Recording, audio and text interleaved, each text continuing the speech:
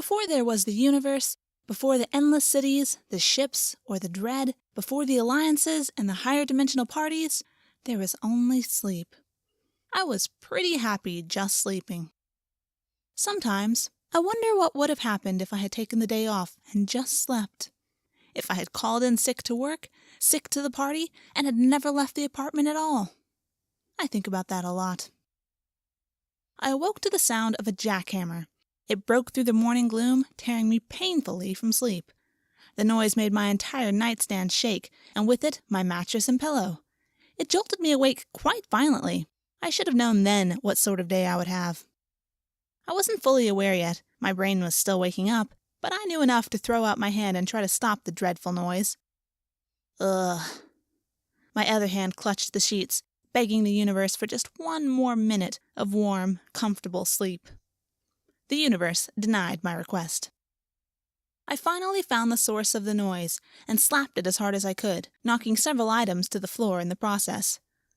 The music kept playing. So I did the only thing that seemed logical. I hit it again. And again.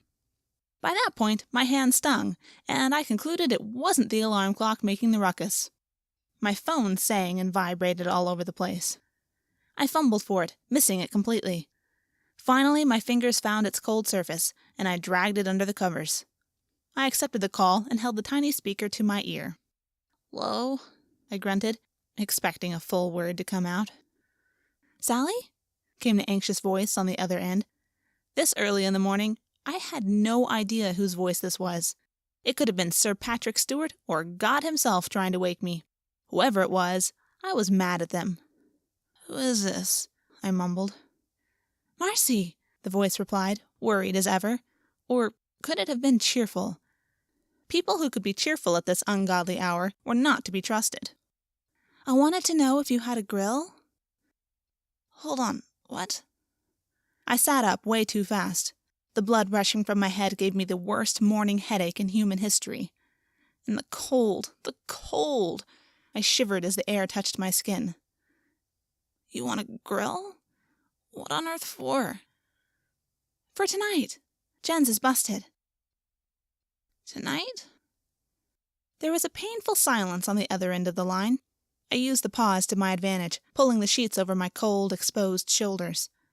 Finally, Marcy spoke again, slowly this time, the worry all the way back in her voice. "It's my birthday," she said, but then her cheery self returned. "Birthday party? My birthday party. Tell me if any of this rings a bell? Like, if there's something you'd like to say to me?"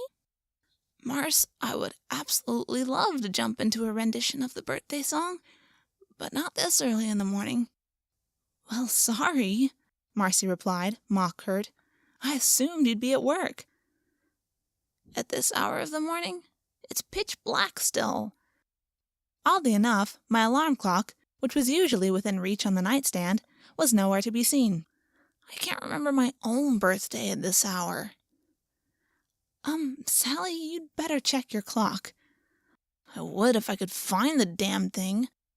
I turned my head to look at my window, my dark window, and saw a strange sliver of light in the darkness of the universe. Or maybe it wasn't the universe. Maybe it was the tarp draped over the window.